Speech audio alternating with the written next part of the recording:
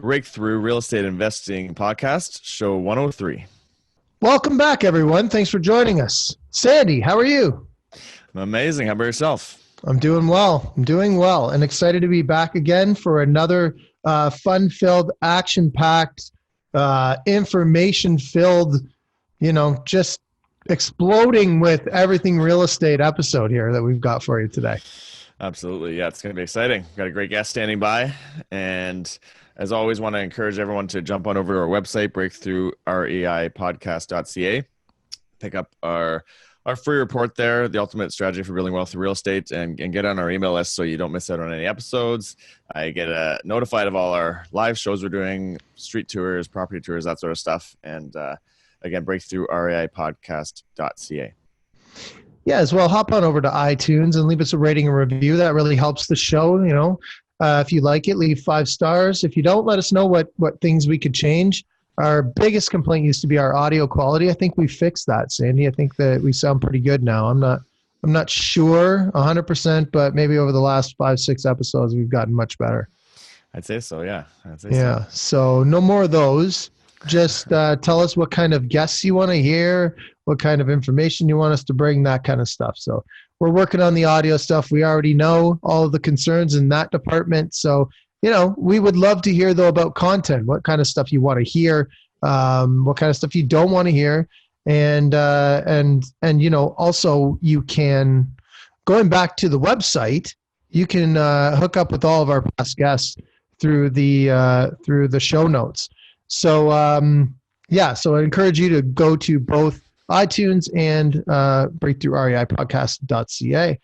Again, Sandy, what's new with you? What do you got going on? Give us an investor tip. Investor tip. Well, let's see. A couple things we just sorted out the past week. We're closing on a couple buildings in the new year. In late January, I suppose. 12 unit and an 8 unit, right here downtown Hamilton. And we actually just had Pierre Paul Turgeon out for one of our events, and we were talking about the bigger buildings, and he was surprised at Hamilton. He was like laughing at the poor quality actually of the buildings and all these old buildings. He's used to the nicer stuff out out west there, some of the newer, not 100-year-old buildings. And it was interesting to hear his perspective on the places we were acquiring, and he liked them. He just said, wow, it was crazy how much work these are going to need. But we like that. We like seeing the value add. We like putting in the sweat equity. They take a little while to turn over when they're that size. It just takes a little while to remove tenants and get rid of them. But it's fun doing that stuff. It's going to take a little bit, a couple of years probably to turn those over and increase the rents and get them up to the quality of places we like. But that's kind of what's on the top for us. That's exciting right now. How about you? Me, same thing. We've been hammering out these shows. So I've got that 6plex tied up and still waiting for that to close early next year, and looking for the next, single family home to transfer into 2 units around this area. So just waiting for that next deal to pop up. So we'll see. I'll keep you posted on that. What's hot now for you? Peterborough still? Peterborough's the hot spot, man. It's been cooking really good. Yeah, it's been really good lately. So if you're looking for a student rental, like what we do up there, Sandy, and I'm sure I've mentioned this before, but what we do is we're looking for the same type of property that someone might look for to add a second suite, just so we've got that in the back pocket. But we'll register it as a student rental, and the city's got a really unique, interesting label that they put on these. They're calling them large dwelling units, and you can essentially run the place as a rooming house. I mean, there's more rules to it than that, but I'm dumbing it down just for the sake of explaining how it works there. And then you can have up to 10 bedrooms, which we haven't been able to do. You got to find quite the house to pull that off, but we've got a couple 8 bedrooms, mostly 6-bedroom units, and they'll pull in $600 a room on average. So with the purchase prices being what they are, somewhere between $375 and $450 still for something really decent that you can do that in. It's just been explosion of of a market lately. And then the plan B is convert back to the duplex, or maybe that's the Yeah, it's plan A just a down the back road. pocket thing, you know. If you Yeah. find that because right now, like they only allowed secondary suites over the last year and a bit citywide. You know, they were slow getting on board where everyone else has in Ontario. Anyways, there's a mandate for rules around second suites citywide in all municipalities. They were a little bit slow, and so they've been allowing them for about the last year in all R1 zones of the city. So we don't have any comparable sales right now, though. There's nobody up there just hammering them out and putting them back on the market, so we can get a good gauge of what the ARV would be with something like that. So in the meantime, just make some good cash flow on the student rental, and then if you see that it's going to be worth exponentially more down the road, that might be the time to sink the money in and turn it into 2 units. Makes sense. Interesting. Exit strategies. It's important. Well, Dave Dubeau has been sitting here in the background patiently listening to all this yammering. That's good. You guys, congratulations. I mean, I'm impressed with I'm out here in BC, so the price points you're talking about are very appealing because there's absolutely nowhere around here you can get a house that size for that kind of price. So keep doing it while you can, for sure, you guys. Yeah. We'll catch up to you guys at some point, I'm sure. I'm not too anxious to get there, but when we do, everyone that's bought now will be pretty darn happy. They will be, definitely. Dave is here with us, and he's going to talk about attracting investors and raising capital without rejection. So I'm excited to hear about that. And thanks again, Dave, for being on. Really appreciate you taking the time to come out and talk to us today. Hey, Rob, Sandy, it's my pleasure. Thank you very much for having me on your show. And congratulations on 6 years and 102 episodes. That is absolutely fantastic. Hats off to both of you guys, and keep up the good work. Thanks very much. Appreciate it. Yeah, thanks. I'm going to read a little quick intro on Dave here for everyone so they know a little bit about who he is. He's a real estate entrepreneur, best-selling author, speaker, and investor attraction expert based out of Kamloops, British Columbia. And he began his real estate career in 2003, doing 18 deals in 18 months, and later switched his focus to client-first rent-to-own deals, and nowadays he invests in multifamily apartment building properties. And for the last several years, Dave has been the world's #1 investor attraction Imple-Mentor, Imple-Mentor, using his proprietary 5-step money partner formula. And Dave helps his real estate entrepreneur clients grow their portfolios significantly in record time by attracting investors instead of just chasing after them. And I'm sure we'll get a lot more into that through the episode. And I've got a couple links to share with you all from him and where you can connect with him deeper. And we'll talk a lot more about that throughout the show. Dave, why don't you tell us a little bit more about your investing journey so far? Well, thanks a lot, Sandy. Yeah. Actually, I stepped back and realized my very first real estate investment was way back when I was 12 years old. And I come from a family of real estate entrepreneurs. And my mother was actually a go-getter. She was a single mom, working full-time, raising me and my much older brother, and managed to build up a portfolio of over 50 properties back in the 70s and 80s. So when I was 12, she and my older brother were working on a duplex, and everything about the house was, they're talking about doing this duplex deal, and I really wanted to get involved. So they said, well, how much money have you got? And I'd somehow managed to save up $200. And they said, okay, you can invest. And then they affectionately said that I got to own the garbage stoop where the garbage cans were. So that was perfect. My foray into real estate. Did you actually give them the money? I did, yes. Wow. All right. And how did you charge rent for that garbage stoop, or what was your return on investment of that one? Actually, you know what? That was the early 80s, and the real estate market in BC crashed at that time. Interest rates went up to 18, 19, 20%. Unfortunately, we ended up losing that property. So not a happy ending to the rest of that story, but that's how I first got into real estate investing. And after that, again, just watching the market recuperate and seeing how things were working, that's when I jumped back in 2003 in in a serious way. Nice. So let's talk about that then. In 2003, what happened? Well, I've been living overseas, you guys, for almost 14 years. Traveled around Mexico and Central America. Ended up living down in San Jose, Costa Rica. You guys familiar with Costa Rica? I'm going there and we've got it booked already. Nice. February. Yeah. Nice. So I ended up in Costa Rica, fell in love with the country, fell in love with the people, fell in love with one specific person at that time, and ended up decided, hey, here I am. I was 23. I thought, what the heck? Why don't I start a business down here? So there I was. It was kind of poetic justice. I was a pasty-faced white guy, Canadian wetback, working illegally in Latin America. So I started up a language training company. Was so dumb I didn't know any better, and somehow kind of made it work. Got married, had kids, had a pretty good life down there in Costa Rica. And then in 2003, my then wife and myself, he decided, you know what, let's move the family to Canada and start all over again from scratch.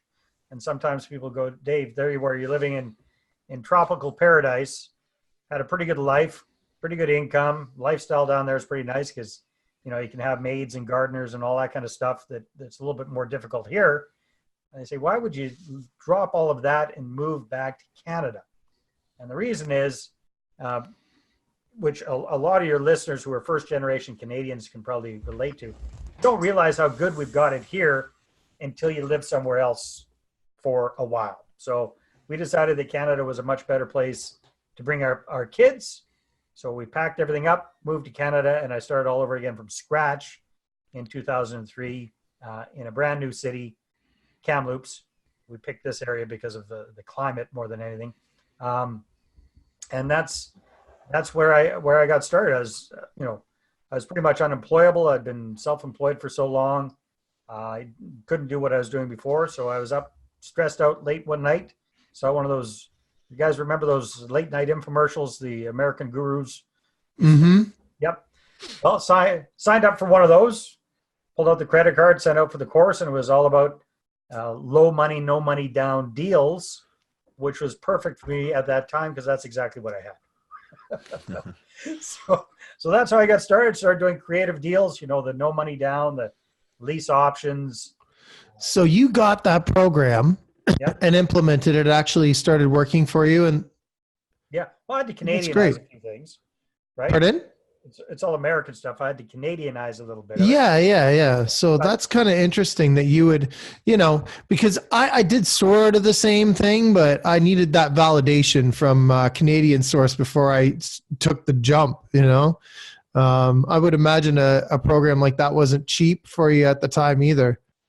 Well, considering how much cash I didn't have, of course not. It was a bit of a leap. Mm-hmm. But it's all about the marketing is what I found, because so my initial claim to fame was 18 deals in 18 months, which is pretty cool. But the cool thing is I'm in a pretty small market. So Kamloops at that time only had a population of about 80,000 people. And the cool thing was I was able to do all of those deals without going through the MLS, without working with realtors, without cold calling FSBO sellers. It was all through marketing and getting people to reach out to me, interested in me making an offer on their properties. Mm-hmm.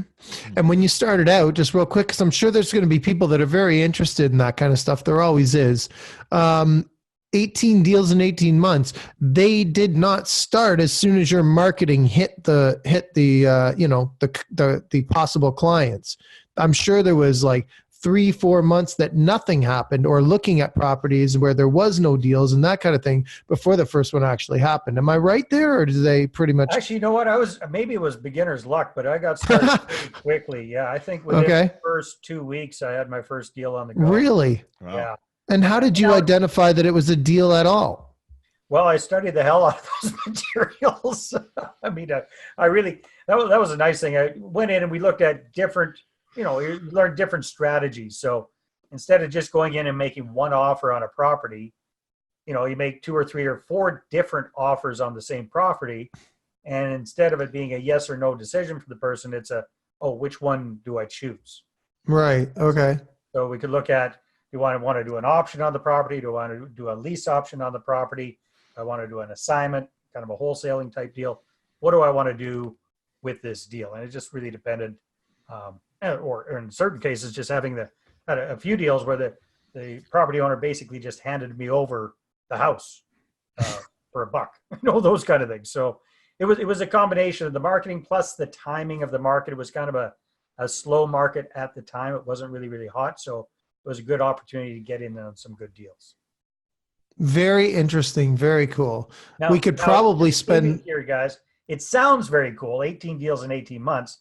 And a few of them were really quite lucrative, but a lot of them were just, crappy old mobile homes, make a couple of grand here, make nothing there. So, a few of those deals were $35,000, $40,000 little pops, and others were just kind of chugging along, but got very, very good at the marketing side of things. Well, and I'm sure you learned a ton, because there's probably people that have been investing for years who don't even know half of the terms that you just spat out there, when you said what different types of offers that you would send them. Right. Yeah. But you know what I've figured out, you guys, what you guys have figured out, and is that kind of stuff's cool, but you're really not creating any long-term wealth, right? Because you're just getting into, you're doing I wouldn't call it a flip, because it wasn't actually, I'm about as handy as a foot. So I didn't fix anything up. I just kind of turned things around and sold it to a different end user. Mm-hmm. So that's cool. But as soon as you're done one deal, you have to find another one to replace it with, right? Versus buying a property, holding on to it long-term, and realizing all of the different profit centers in a real estate deal, right? So that makes a huge difference. So it sounds impressive, but I easily, because I didn't have the concept of buying stuff with cash or getting financing, because I've been out of Canada for so long, I didn't qualify for any financing. And at that time, I had no clue about working with investor partners. I left a lot of really, really good deals on the table that I could have gotten if I would have been able to go in and buy them with cash. Mm-hmm.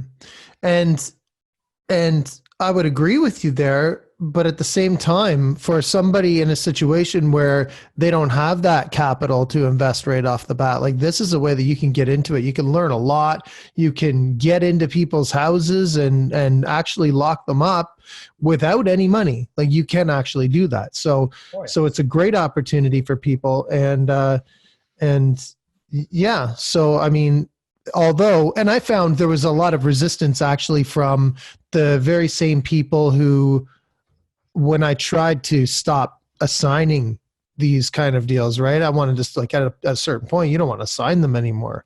So there's a lot of resistance from the people that you've been selling the places to, especially when you go start looking for money partners, which is what we're going to sort of focus on here.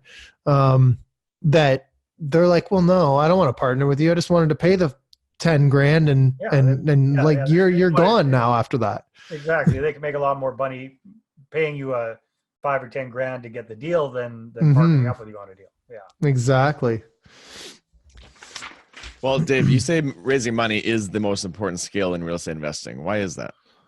Well, you know what, you guys, once you've got the ABCs of how to do a deal, whatever strategy you're focusing on. So Robbie, you're talking about, you do a lot of focus on student rentals.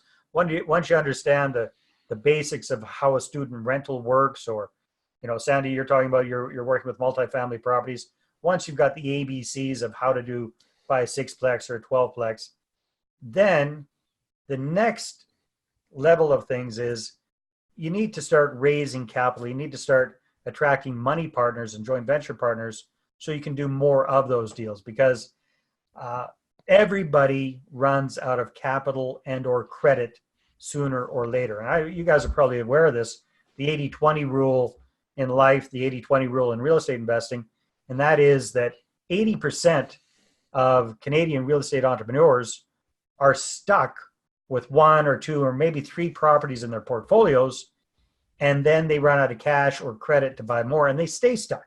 And that's a real pity, because what I'm sure you guys want for your listeners is for them to get into that top 20%. And the top 20% of Canadian real estate investors are the ones that own 80% of the properties. They're the ones that get the lion's share of the cash flow, the lion's share of the net worth. And the reason is because they understand how to get more capital to do more deals. Does that make sense, you guys? Totally. So why is it? Challenge that? I mean, people understand the importance of it. Why is it such a challenge for others to raise money? Well, I don't know about you guys, but the idea of being rejected doesn't appeal to me too much, right?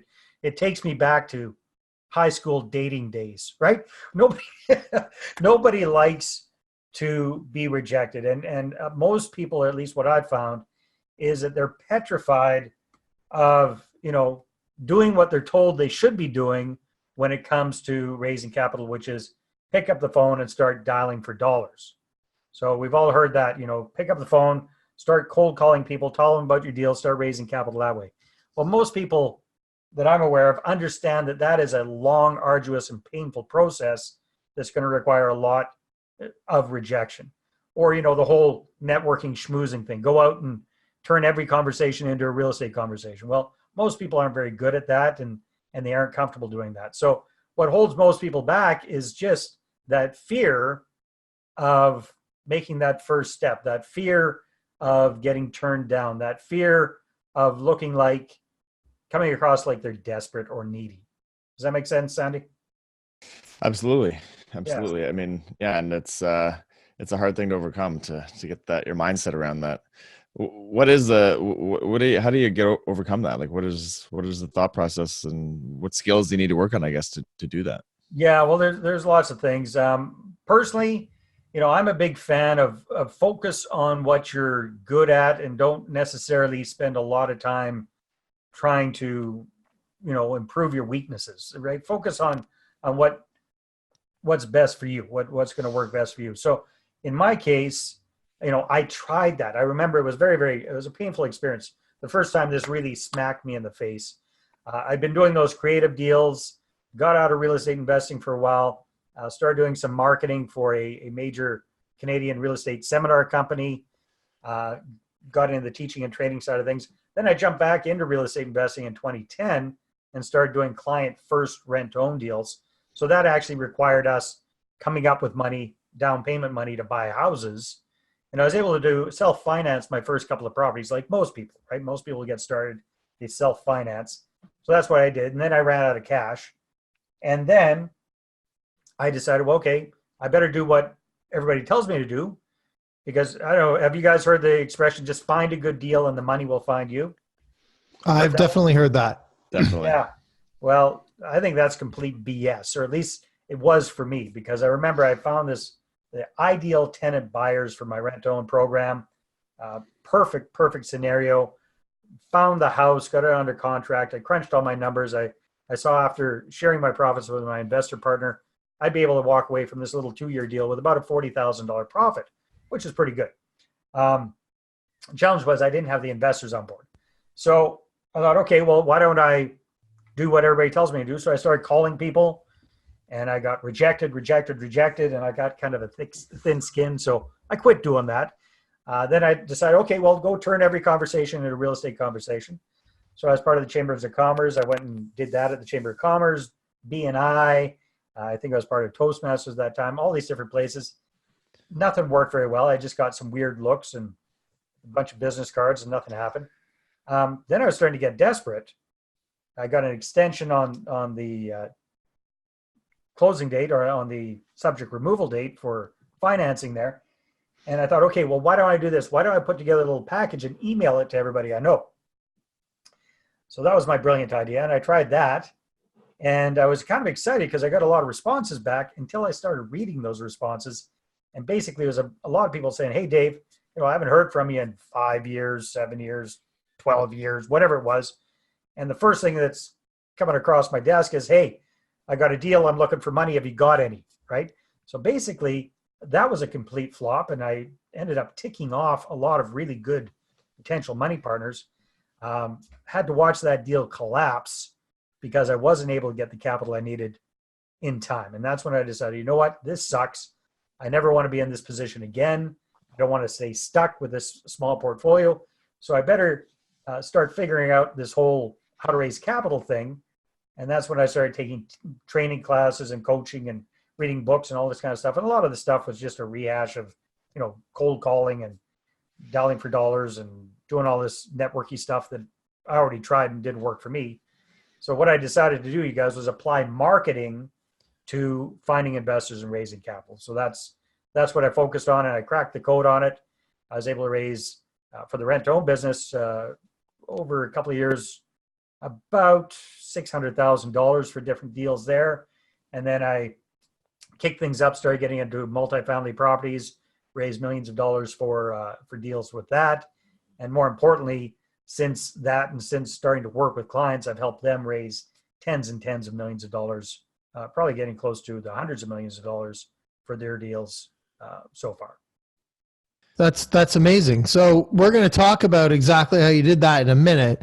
But I guess the next thing we wanted to ask you is like, so you mentioned there that, you know, maybe some of the people that you were talking to, some of the people you sent that message to were people that not out of, you know, for whatever reason you hadn't talked to in some time.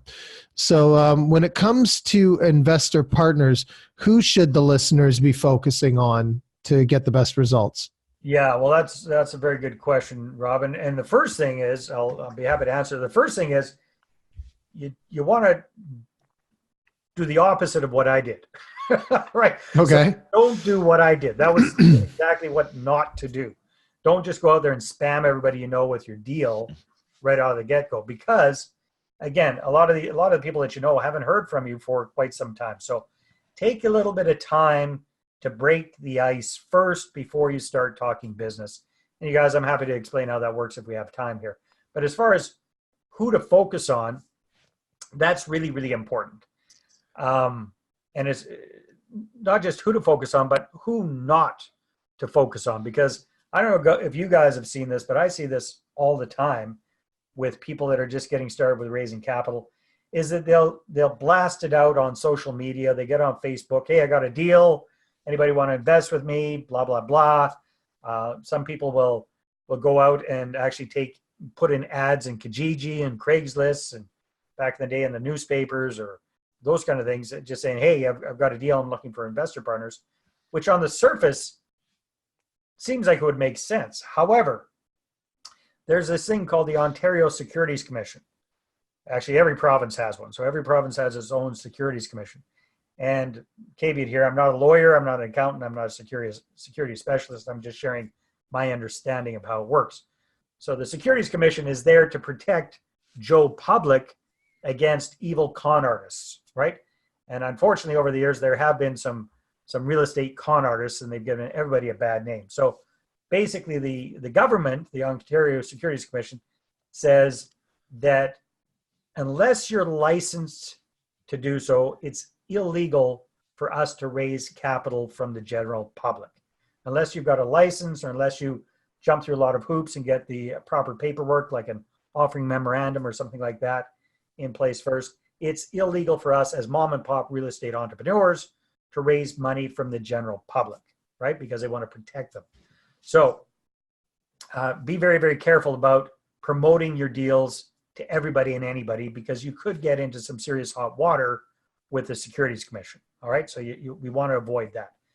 But fortunately, there are a couple of exceptions to that rule. And the first exception is we are allowed to raise capital from what are called accredited investors. And what's an accredited investor? It's somebody who's got pretty high net worth and high income. So different provinces, different rules, but bottom line, it's somebody, I believe, that it's earning at least $200,000 a year or $300,000 as a couple, net worth of $5 million, excluding their principal residence, a few different things like that. So in other words, rich folks that have quite a bit of cash. So if you know a bunch of those people, great, start with them. That's where I would start. But if you're like most people, you don't know that many people, plus accredited investors, plus there's a lot of competition for their attention and their capital. So where does that leave us as mom and pops? Well, fortunately, there's another exception there. It's a little bit of a gray area, but the Securities Commission says we are allowed to bring on partners that are close friends and relatives and business associates. All right. So that's what I'm going to suggest that we want to focus on, is what I call people in our sphere of influence, people that we already have that pre-existing relationship with. Does that make sense, you guys? Yeah, it does. Absolutely. And we're talking about something different here, just to be clear, than what Sandy and I will most of the time cover. And that's just a straight up like co-venture agreement, buying a property together kind of thing. Right, Dave? Well, it could be that as well. And I'm going to suggest even for a co-venture agreement, if you're bringing on, when you say co-venture agreement, you mean your partner's coming on, they're buying the property, they're coming up with the down payment, probably qualifying for the financing, and either they're on title or both of you are on title. Is that correct? Yeah, like all different kind of structures, but something in that realm. Yeah, even there, I think we need to be careful about who we're approaching about that. Okay, because bottom line, if we're going out to the general public, I've seen a lot of people get in hot water with their securities commission. So be careful of that. Plus, the other thing I found, you guys, is in order for somebody to invest $150,000, whatever it is, with you, they really need to know you, like you, and trust you. Would you agree? Mm-hmm. Definitely. Just makes sense. So if we're going out to the general public, they don't know us, they don't like us, they sure as hell don't trust us with their $150,000 right off the get-go. So it really is a shortcut if we go to those folks that we have that pre-existing relationship with in the first place. And the cool thing is, you guys, and I've been doing this training and stuff like that for years now, in your cell phone, there's literally $1 million of capital waiting for you to get access to, right? Because in your cell phone, chances are you got a bunch of contacts, people in your sphere of influence. Once you learn how to get the word out the right way, it's a fairly simple thing to start raising capital very quickly. Can you touch on a little bit about what that right way is? I guess obviously just calling your spheres, or is there a lot more to it than that? Well, again, Say, hey, give me money. Is that? Yeah, I'd rather stick a needle in my eye than make any more cold calls. To be honest with you. I'm just not. I don't have the intestinal fortitude. I'm with you. Right. So, I've come up with this whole little what I call a 5-step money partner formula. So the first step, you got, if you guys want, I can go through a quick, very, very quick high level run. For sure. Absolutely. Yeah. Let's do That'd it. be great. All right. So I've got, may or may not be able to see this behind me. I've got a big banner here. So step number one is let's come up with this group of people that we're going to be reaching out to, our group, our prospective investor contact list, right? So what I always recommend to people is let's start with a group of ideally 150 to 200 people that we can start communicating with, right? So people that are in your sphere of influence, people that you have that pre-existing relationship with. Everybody freaks out. I don't know, 150 to 200 people. Yeah, you do actually. So if you take all the contacts from your cell phone, all the contacts from your social media, all the contacts from your email, and you dump them into one spot, chances are you got way more than a couple hundred people. So that's what we want to do first. But before we run out of the gate and do that clumsy stuff like I did, what I really recommend is that you reconnect, once you've got that group of 150, 200 people, reconnect with them on a personal level first before you start talking business. So what do I mean by reconnect with them? Well, nowadays with technology, it's easier than ever, right? So you can get those 150, 200 people, put them into a little database, a contact list, and send everybody an email, or better yet, a couple of emails, right? So what these first few emails will be is just really catching people up on what you and your family have been up to for the last few years, and then encouraging them to reach back out and reconnect with you. Does that make sense, you guys? So have a personal message first, and then have some interaction with people. So if you send that out to 150, 200 people, chances are you're going to get 25, 30, 40, 50, 60 responses back to that.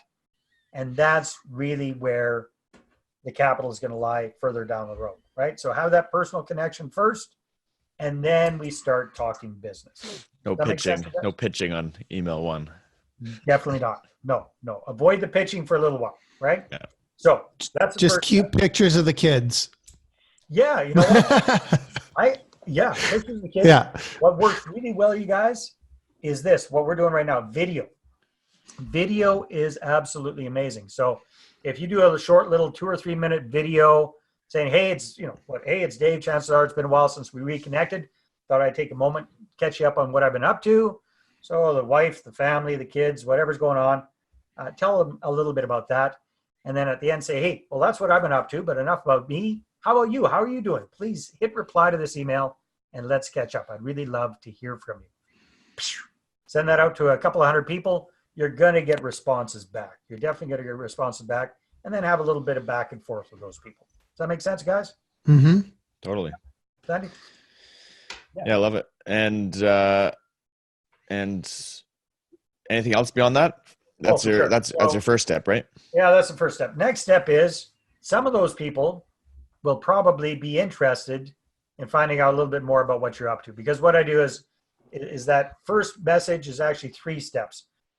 First couple are just warm and fuzzies. The third step is where I give people a heads up that I'm going to start switching gears and talking about real estate, right? So I give them the heads up that where I'm going to start doing the marketing side of things. Does that make sense, you guys? Mm-hmm. And then with these kind of things, we always tell people, hey, if you're not interested, that's okay. You can always unsubscribe. You can always opt out. So when we do that, chances are you're going to get some people showing some interest. So you want to make sure that you've got a presentation ready to go for when somebody says, hey, let me see what you're talking about. And I don't know about you guys, but I've heard you should be able to explain your deals on the back of a napkin or get a yellow legal pad and a Sharpie and kind of explain it. I don't think it works well that way. I think you really need to have a good slideshow presentation, like a PowerPoint, something like that, that you can just whip out your laptop and walk people through and show them exactly what you're doing, the kind of deals you're doing, the market area that you're focusing in, who's part of your power team, and really give them a good idea of what it's all about. Does that make sense? So it's all about creating that presentation. I like it. Pardon me? I like it. Yeah. So far, so good. So far, so good. I'm glad you like it, Rob. The third one is constant, consistent communication. So it's all about the marketing, right? So now we got this group of people. Now we got our presentation ready to go. The big mistake I see so many folks making is they get off to a good start and then they fizzle out, right? We were talking about this with podcasts. The average, you guys have got 103 episodes. You've been going for 6 years. I was reading somewhere the average podcast has 7 episodes and fizzles out. Okay, so it's all about that consistency. The same thing with this. We got to be treating our real estate investing as a business. So we have that marketing. You need to stay top of mind. So the way that we're able to get people calling us, reaching out to us, asking about our deals is to constantly stay top of mind with them. So different things for marketing. You can do offline, you can do online marketing. I really like video logs. I think those are super effective. Electronic newsletters are very effective as well, e-zines. So doing at least, ideally a couple of those things so they're hearing from you probably at least a couple of times a month. Does that make sense, you guys? Totally. It all makes sense so far, Dave. Yeah, you're not gonna get a lot of quick hooks right away, right on the first thing you send out. So consistency is huge. I agree. Yeah, exactly. I don't know. Let's see if I agree with this next one, though, Dave. I might not agree with the next one. Let's talk about it. You're being pretty easy on me here, Rob. So the next one is all about really creating that trust factor, right? Because we talked about it. In order for somebody to invest $100,000 with you, chances are they need to know you, like you, and trust you. Exactly. So the beautiful thing about focusing on these people that you got your pre-existing relationship with is we got 2 out of the 3 already taken care of. And I don't know about you, but myself and Meatloaf say 2 out of 3 ain't bad, right? So it's 2 out of 3. They already know us. They already like us. Now we just need to work on that trust factor, getting them to trust us as a legitimate real estate authority, right? As somebody, or a legitimate real estate expert. Mm-hmm. Right? So that's a lot easier than most people think, because most people think, especially if they're hanging around with guys like you and they're attending these big club meetings where there's people rocking and rolling and doing gazillions of deals, they say, well, Dave, I've only done 1 or 2 or 3 deals or whatever it is. How can I be seen as an expert? Well, the cool thing is, are you guys familiar with Peter Kinch? Peter Kinch wrote a book, the real estate action plan. He was part of the I range. think he actually has does he have a podcast too? Or am I wrong about that? He might. Could But be. anyhow, Peter Kinch was like one of the big mortgage brokers for real estate investors for many, many years. And he was talking to a big wig, I think it was Genworth. And they were saying that they did a study and they found that only 5% of Canadians have ever purchased an investment property. Now, your own home doesn't count, but only 5% of Canadians have ever purchased a revenue property of some sort. Now, I know that's hard for us to fathom because we're hanging around with real estate guys and gals all the time. So it just seems normal to us. But for the average civilian, they don't have the faintest clue about buying a revenue property. Does that make sense? And that's where the vast majority of the people in most people's sphere of influence lies. So 95%, out of that 200 people, basically 190 of them probably have never purchased a revenue property. So if you've even got 1 or 2 or 3 deals under your belt, compared to them, you are an expert. Does that make sense, you guys? Yeah, it does. Yeah. It's good. I do agree with this one too. Okay. There are different ways to be seen as an expert authority. What you guys are doing is absolutely phenomenal. Like your podcast, 6 years, you're seen as what you are, which are credible real estate authorities. So what can the average person do if they don't have 6 years to build up a podcast following? Well, lots of things. First thing is how you dress. So if I'm going to go out and meet with a prospective investor, I'm going to suggest you want to dress at least business casual. So for a guy, that means I would suggest that you wear a blazer, nice slacks, nice shirt, nice shoes, the whole bit. Look sharp. Even if you're meeting with your Aunt Edna, who's known you since day one and used to change your diapers, doesn't matter. And the reason is because that shows Aunt Edna some respect, and it also, even if she might bug you a little bit, it gets some respect from her as well. So how you dress is important. Next thing is how you speak. So you want to be able to succinctly, simply explain your strategy and your market. So you want to be able to explain how your strategy works and why you've got such a really good real estate market. And you want to be able to explain it at a level that I would say an 11 or 12-year-old child would understand. Not saying that your investors are dumb, but if you can explain it at that level, it's easy for them to get. Does that make sense, you guys? Absolutely. Yeah.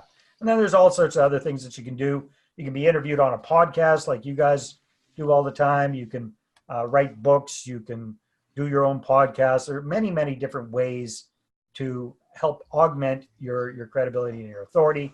But there are a couple of easy ways to get started there. Does that make sense? I like it. What's the last one?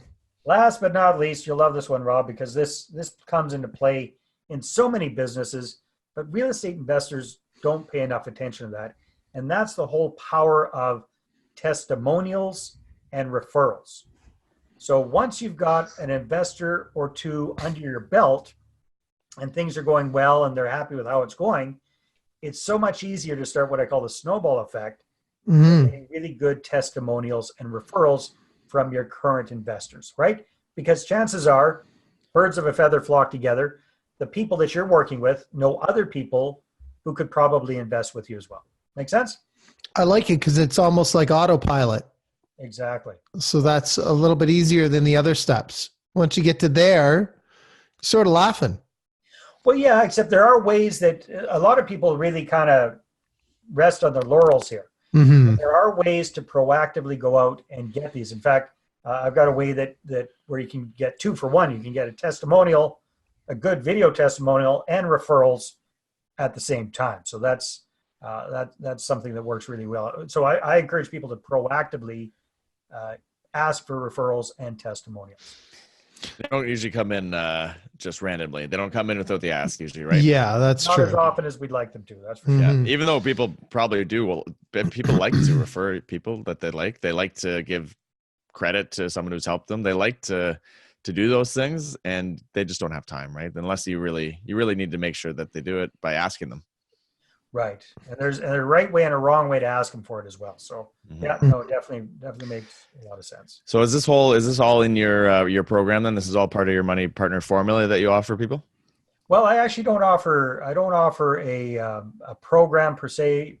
you guys, what I do is basically I train people for free. If they want to run off and do it themselves, great. If they're looking for help to actually implement this, get this stuff done, that's what I do. So I offer. Dave, sign me up then. I didn't realize you were just doing this for free.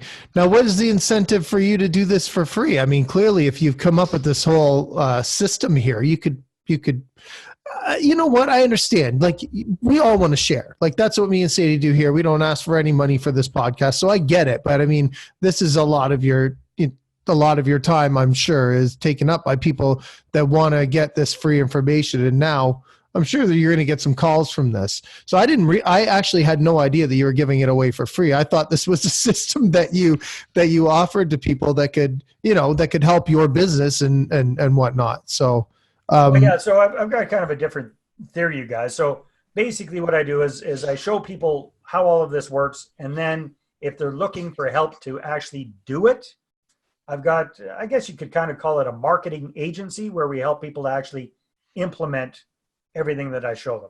I see. So that's the business side of things for myself. But if people want to kind of get a better idea of how the whole process works and see it more visually, they can check out a little presentation I put together about that at investorattractiondemo.com. I see. So this is the free crack. Then you got to pay for the rest. For the done for you services. Done for you. Yeah. Got it. Yeah. No, that's good. That's good. No, because absolutely, like something like this is invaluable, especially if you're going to teach. Like, they're all important, but I think number two, putting together something to show potential investors. That's probably one of the most important things because, like you said, all the contacts are in your phone. You've just got to know what to give them. Yeah. Right. So that's a really important step. So many people are stuck with that. They're so freaked out about that. They've never done presentations. They think they need to be a super slick presenter, or they think they need to be salesy or something like that. And nothing could be further from the truth. In fact, that can work against you. It's much better that you come across as yourself, as your genuine self, and have what I call a friendly grown-up conversation. So you're just showing people what you've got. And here's the kind of the counterintuitive thing. Here's a big mistake I see a lot of people doing. They just show the good stuff. But when you show the good stuff and you show the potential pitfalls and how you minimize those potential pitfalls, it's so much more powerful, right? Because people's BS meters calm down when you show them what the downside of a deal could be. And let's be perfectly frank, right? There's always a downside to everything. It's not all sunshine and flowers. You guys have been around the block a few times. You know that not every single real estate deal ever goes completely according to plan. That's just life, right? So if you tell people that up front, it generates so much more trust and actually helps you to get more investor partners on board. Well, Dave, let's talk. Go ahead, Sandy. Sorry. I was going to segue into the challenges there. I don't know if you were going down the same thought, but I was going to. We think alike, I think, you and I. It sounded like he had some challenge, like everyone has had some challenges over the years. Definitely not every real estate deal is perfect. Don't remember one ever that was totally 100% smooth. So tell us about a challenge you've encountered over the years and how you've overcome either that one challenge or if you have a couple maybe. Yeah, well, you know what? That's one of the challenges with the rent-own strategy. Typical rent-own strategy, it's great when the market's going up. Not so great when the market goes flat or goes down, right? It's an appreciation. It's completely an appreciation-based strategy, right? So again, I did that for several years, and it was great when it was going great, but then we hit a hiccup with the market, and things slowed right down. So we had a couple of deals where our tenant buyers flaked out, decided not to purchase, or more typically, the bank wouldn't appraise the house at the pre-agreed upon price that we had for it, right? Mm-hmm. So that causes some challenges. So what it causes challenges is if you got a 2-year deal and now you need to extend it to 4 years in order for the market to catch up to get where it needs to be for you to sell it for the agreed upon price. Well, now that's 2 years longer than your investor partners originally wanted to be on board on this deal, right? So a big mistake I made back in the day was just showing everybody the sunshine and flower side of things and not showing what could be some of the pitfalls. And that came to bite me in the butt several times because, again, I'd set up these expectations that, due to no fault of my own, but to the market, I wasn't able to fulfill, right? So got some ticked off people there. So again, learning through trial and error is okay. But if you can skip that and just learn from somebody else's dumb mistakes like mine, it's going to save you so much time and trouble, right? That probably goes back to, you don't know what you don't know kind of thing. And how are you supposed to present what challenges might come up if you're unaware of them, I guess, at the time? Right. Well, that's why it's important, that ideally you're working with people, you've got associates that you're familiar with who have done these kind of deals, who have been through a few cycles, who can point you, everybody looks like a genius when the market's going up, right? But go through a few market cycles, and if you're still an active real estate investor, that's the kind of person that really knows how the whole game works. And then on the other side of that rent-to-own thing, you might have a market that's taking off substantially, and now you're leaving a bunch of money on the table on the other side of the deal. That's happened to me as well. Yeah. Well, thanks for that. I'm not doing rent-to-own anymore. Maybe that's got apartment buildings. Yeah. Are you doing apartment building in Kamloops? Is that where you focus, or is there another market? Yeah, what I do these days, Sandy, is I partner up with active partners who are booting on the ground kind of people. I help raise capital for the deals. I get a piece of the equity, ownership stake in the property. So we've got properties in Ontario, outside of Ottawa, as well as northern Alberta as well. Okay, I was suspecting there's not a ton of those in Kamloops. There's some. The cap rates just don't seem to make too much sense right now. It's they probably don't come up for sale too often either, I wouldn't not imagine. Too often. No. So again, I'm focusing on markets where I've got active partners.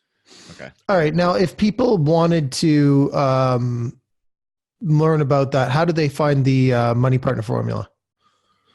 Is it okay if I give your listeners a freebie? You guys okay with that? We love freebies. You love freebies? You've already given us so many freebies though today. All right. Well, so I've got the book Money Partner Formula, PDF version. They can get this just by going to my website, which is conveniently enough the same as my name. So it's davedubeau.com, DUBEAU.com, davedubeau.com. And they can just click on there and get a free PDF version of that Money Partner Formula. And again, that kind of walks them through the whole process. It shows them how they can reach out to me if they want some one-on-one help about that. Or again, they can watch the whole presentation, kind of the visual walk through the whole process at that investorattractiondemo.com website. Perfect. Very cool. Would you suggest that's the best way for people to get in touch with you then? Yeah, either one. DaveDubeau.com. That's my main website. Okay. That's a good place to start. And that'd be the place where they can get the book. That's where they can get the book. Exactly. Well, everyone, if you go over to the show notes, the link to Dave's website will be in there. And the other one that he mentioned as well will be in there. And any other links that Dave sends over to us will be also there. So anyone who wants to reach out to him, I'm sure you can do that through your favorite media source. Sandy, how can people get in touch with you? 289-389-6846 or sandy@MckayRealtyNetwork.com. You can reach me at rob@mrbreakthrough.ca. We can talk about all that stuff that Sandy and I were talking about at the beginning of the show. So just reach out to me there if anyone's interested. Dave, thank you so much for being on the show today.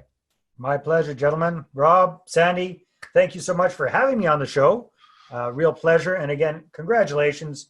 You guys are just rocking it with your podcast. I hope I can be as good of a podcast host as you are when I grow up. Oh, Dave, mention you've got a podcast. Mention that too. Yeah, I interviewed you on it not too long ago, Rob. I was on it. It was fun.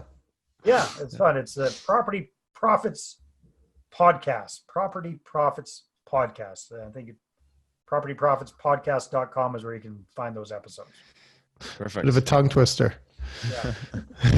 But we got it. Okay, perfect. No, that awesome. link. Yeah, that link will be in the show notes as well. Thanks, Dave. Appreciate it. Have a good day. Thanks, you guys. It's been a lot Thanks, of fun. everyone listening. We'll see you next time.